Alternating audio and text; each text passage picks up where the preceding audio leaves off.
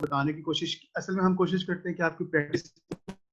तो क्या किया जी, ये ही आपके पास एक कंपाउंड था। अगर आप इसको मजीद टफ करना चाह रहे हैं तो आप क्या कर सकते हैं कि आप यहाँ पर हाइड्रोक्सल की जगह पर भी एक कार्बोनिल लगा सकते हैं। तो you can exactly imagine molecules, ठीक है। लेकिन फर्ज करें इस वक्त आपको यही गिवन है टारगेट मॉलिक्यूल, आपने इस टारगेट मॉलिक्यूल से अप्रोच बनानी है जी। आपने यहाँ से इसको ब्रेक, यहाँ से ब्रेक करने के बाद आपके पास ये दो सिंथोन्स जनरेट हुए। इस सिंथोन का तो आपने जी सिंथेटिक इक्विवेलेंट ले लिया, you know that very well after having like 3 or 4 lectures, and this is your epoxide. Sorry, इसी की forward synthesis दी हुई है, and that's very simple and you can look at that. I don't think so कि अब हमें even ये last step भी explain करने की जरूरत है कैसे हो रही है। पहले हाइड्रोलिसिस करना है उसका, and then finally आप लोगों ने उसकी decarboxylation कर देना। This is the thing that you know.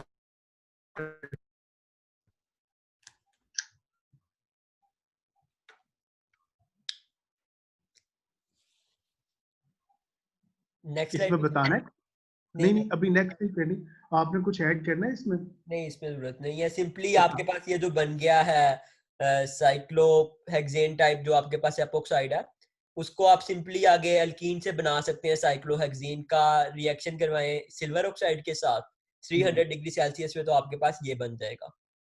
अच्छा, अब अगली स्लाइड पे अभी जाने से पहले मैं एक बार ऊपर करें वापस। अच्छा, अगली स्लाइड पे अभी हम नहीं गए, अभी से अगली स्लाइड जी। अच्छा, अब आप लोगों के साथ मेरा क्वेश्चन है और बड़ा अटेंटिव हो के आपने मेरी बात को सुनना, बिकॉज ये सेट करेगा आपकी बेसिस और इससे पता भी चलेगा अभी तक आपको कितनी समझ आई है। और मैंने आपको कहा था कि इस मॉलिक्यूल को जरा, ये मैं साइड पे ड्रॉ कर रहा हूँ ग्रे साइड में, ठीक है। मैंने आपको कहा था कि इसको जरा ध्यान से देख लें कि इस तरह का जब मेरे पास मॉलिक्यूल हो, क्या 1,4 डाइकार्बोनिल, तो इसमें बहुत ही अजीब बना है, लेकिन ये 1,4 डाइकार्बोनिल है, ये वही मॉलिक्यूल है जो स्टार्ट में गिवन था मुझे, ठीक है। तो आपने मुझे ये बताना है कि हम कहाँ से ब्रेक कर रहे थे, और जैसे अंबर ने एक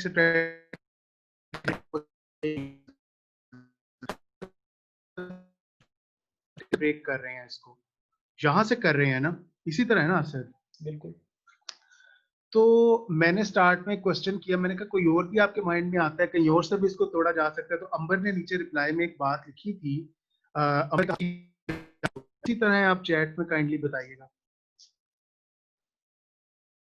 या फिर अपना माइक अनम्यूट करके आप मुझे बता दें कि इसी तरह ही है कि यहीं से आपने कहा था ब्रेक करने को। आप मुझे सुन रही हैं अंबर? ओके, कोई और बता दे रैंडमली, आप पार्टिसिपेंट्स में से कोई भी बता दे कि इन्होंने बोला था कि आप यहां से भी ब्रेक कर सकते हैं, तो क्या ये हो सकता है, क्या ये नहीं हो सकता?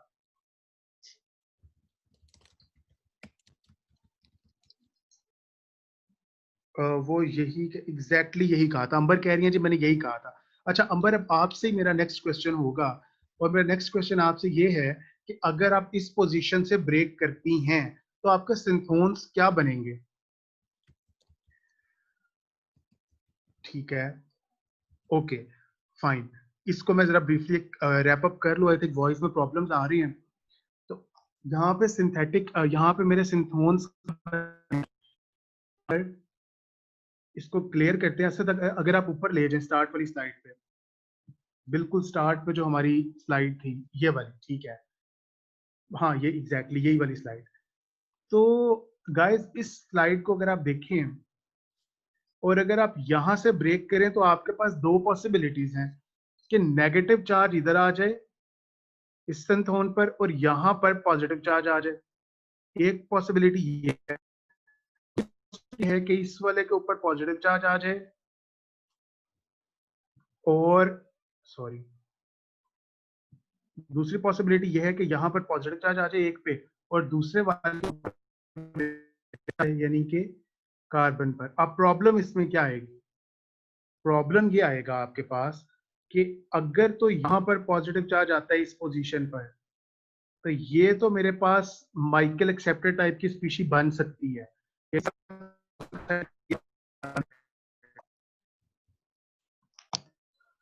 ठीक है, ये वाला।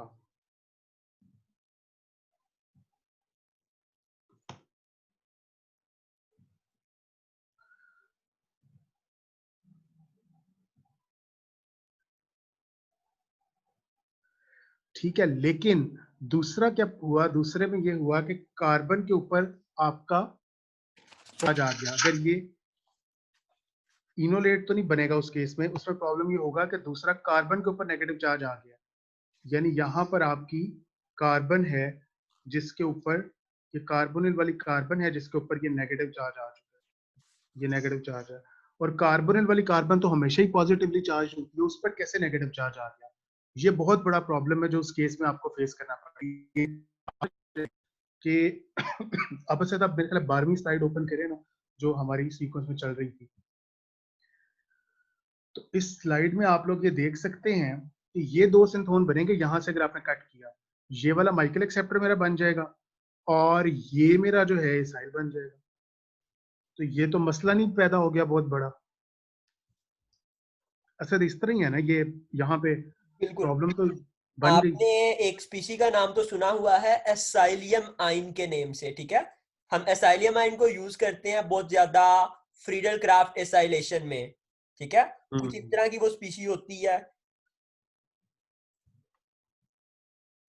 कार्बोनिल उसके साथ में कोई भी हैलोजन लगी होती है और उसके साथ हम कोई लिविस एसिड यूज करते हैं, यानी एल्यूमिनियम ट्राइक्लोराइड टाइप। तो यहाँ पे आपके पास जो है वो पॉजिटिव चार्ज तो आ जाता है।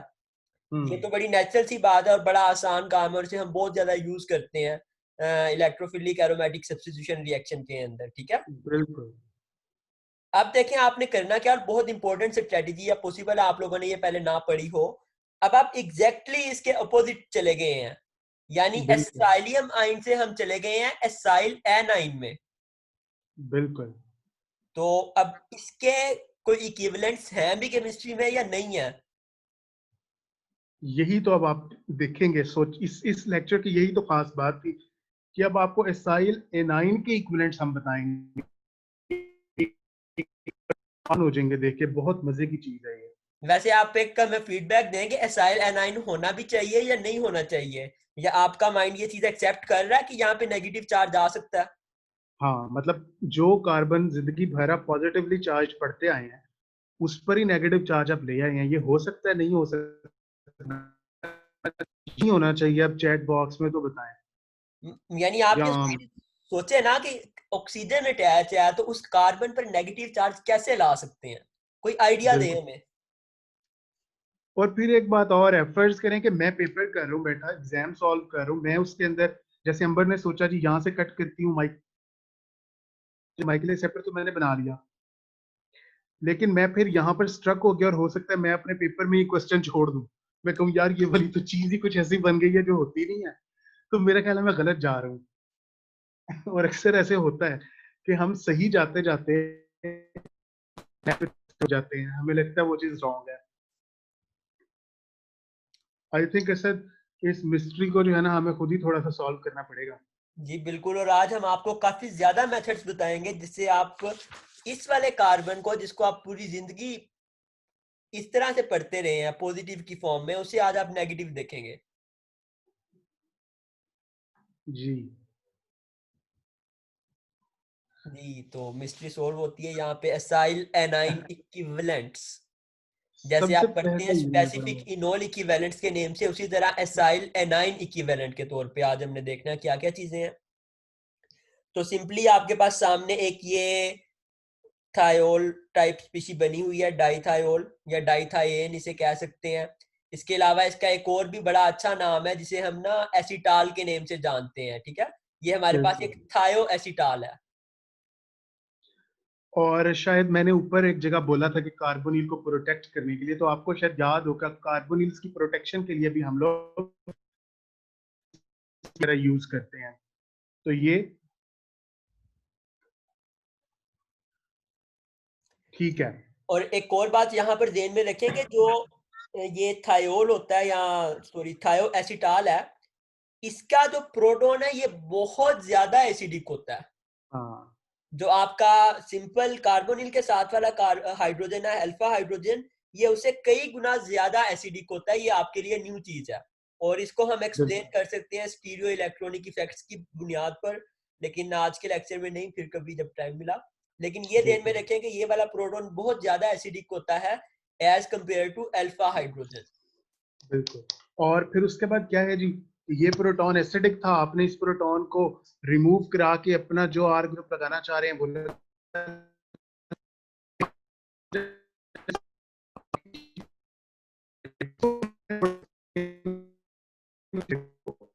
अब्दुल हमें कुछ समझ नहीं आ रही।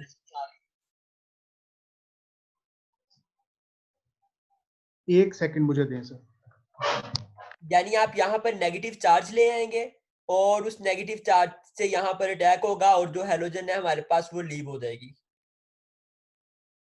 ठीक है, और आपके पास यहाँ पे आर ग्रुप का इंट्रोडक्शन हो गया है और उसके बाद सिंपल आप रिडक्शन करेंगे मरकरी की प्रेजेंस में, तो आपके पास दोबारा से आपका वो कंपाउंड बन जाएगा जो आपको रिक्वायर है, यानी कार्बोनिल कंपाउंड। ठीक है, अब इसे आप जरा वहां पर अप्लाई करें कि जो आपका यहाँ पर ये हम यूज कर रहे हैं एज एन इलेक्ट्रोफाइल कार्बन को, वो आपका माइकल एक्सेप्टर है, ये वाला कंपाउंड है।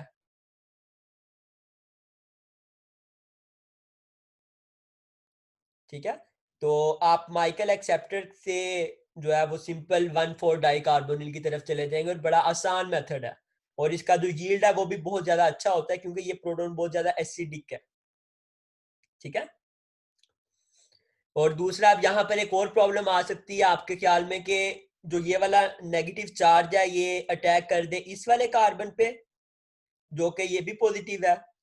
तो यहाँ पर इसका सिंपल क्वेश्चन है कि ये कार्बन और सल्फर का बॉन्ड है, तो ये इतना ज्यादा हार्ड सेंटर नहीं है, ये सॉफ्ट है, तो ये जाने की कोशिश करेगा इधर, 1,4 एडिशन होगा, 1,2 नहीं होगा।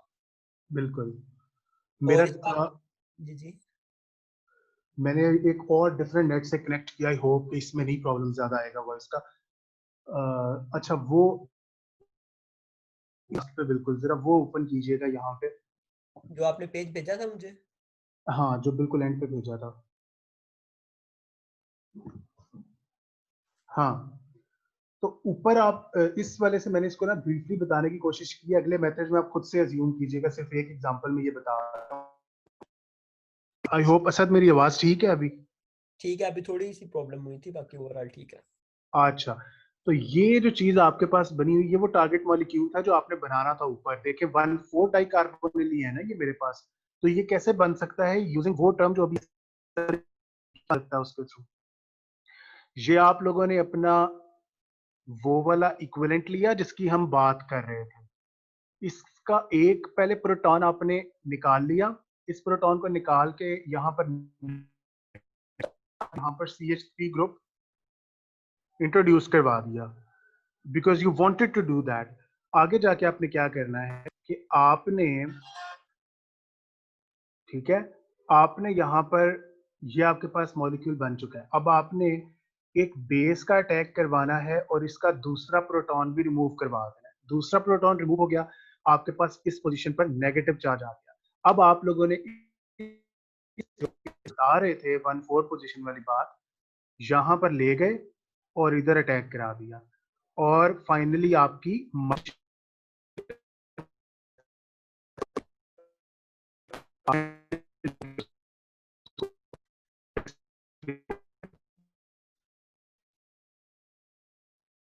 ये चीज आपके पास बन गई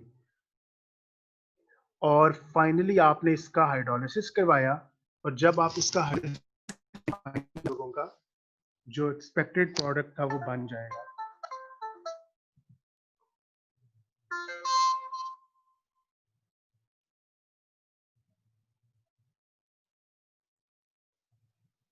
मेरी आवाज आ रही है सर या फिर रुक गई है? फिर रुक गई थी सेंटर में काफी ज्यादा। मुझे लगता है कि आजकल नेट बहुत ज्यादा ही फॉल्टी है और नेट को भी चेंज कर चुका हूँ, लेकिन मुझे लगता है आप खुद ही एक्सप्लेन करें फिर नेक्स्ट। ठीक है, हमने एक इक्विवेलेंट देख लिया, हमारे पास जो 1,3 डाइथाएन्स हैं ये इक्विवेलेंट होती हैं एसाइल एनाइन के, यानी एसाइलियम आइन का अपोजिट है एसाइल एनाइन। अब हम इसका दूसरा इक्विवेलेंट देखते हैं और वो है हमारे पास साइनाइड एनाइन। ठीक है, ये तो एक बहुत अंडरस्टूड बात है कि जो हमारे पास साइनाइड होती है उसके कार्बन पे नेगेटिव चार्ज होता है। तो सिंपल आप जो आपके पास अल्काइल हैलाइड है वो उसका आप इससे रिएक्शन करवा दें तो आपके पास RCN बन जाता है। इसकी प्रेपरेशन में तो कोई रॉकेट साइंस नहीं है, अल्काइल हैलाइड और सोडियम साइनाइड ये बना देंगे, कोई प्रॉब्लम नहीं है उसमें। अब जो आपका साइनाइड है यानी ये वाली चीज, इसे आप बहुत ज्यादा यूज कर सकते हैं, यानी सिंपल हाइड्रोलिसिस करते हैं तो कार्बोक्सिलिक एसिड पे आ जाते हैं। अगर आप उसका डाइबाल के साथ रिएक्शन करवाएं लो टेम्परेचर पे, डाई आइसोब्यूटल एल्यूमिनियम हाइड्राइड जो है, तो उसके साथ आपके पास एल्डिहाइड बनता है।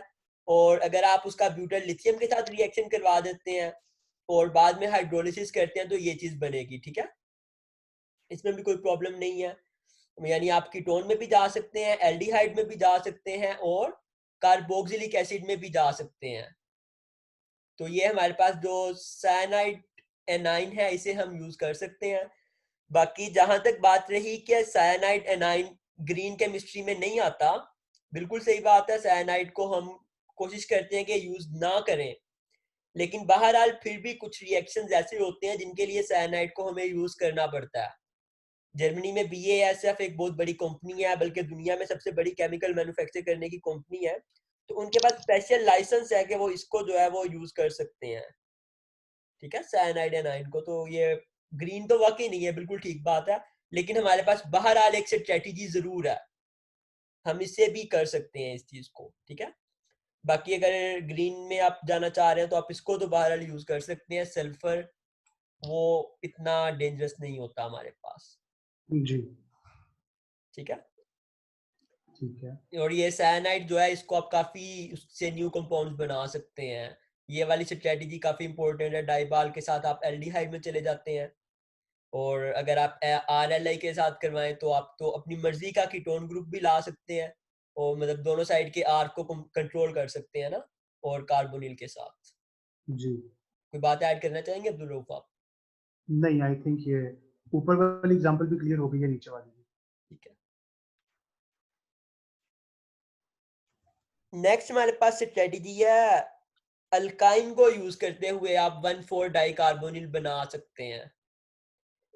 ठीक है, हमने काफी ज्यादा स्ट्रेटेजीज कर रहे हैं 1,4 डाई कार्बोनिल की, इस वजह से कि ये चीज एक निग्लेक्टेड होती है और अक्सर नहीं करवाई जाती ना 1,4 डाई कार्बोनिल। ये आई थिंक हमारी आज की लास्ट स्ट्रेटेजी है, जी ये अल्काइन लास्ट है, सेपरेशन। बिल्कुल। जी बिल्कुल। तो ये अल्काइन से कैसे बनाते हैं, इमेजिन करें आपके पास आपका जो है था कंपाउंड डाई कार्बोनिल, उसे आपने अल्कोहल में कन्वर्ट किया और अल्कोहल से उसके बाद आपने उसको अल्काइन में रेट्रोसिंथेसिस के जरिए से कर लिया। ये बात अभी आपको थोड़ी मुश्किल लग रही होगी, लेकिन इसे हम एग्जांपल से भी करेंगे एक से। ठीक है, अब देखें, ये चीज है, इससे आप डाई कार्बोनिल में जा सकते हैं, कोई प्रॉब्लम तो नहीं है जाने में? नो।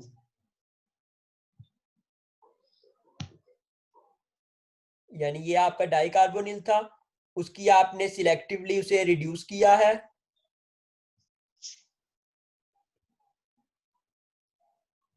और आप उससे चले गए जी अल्कोहल में। ठीक है,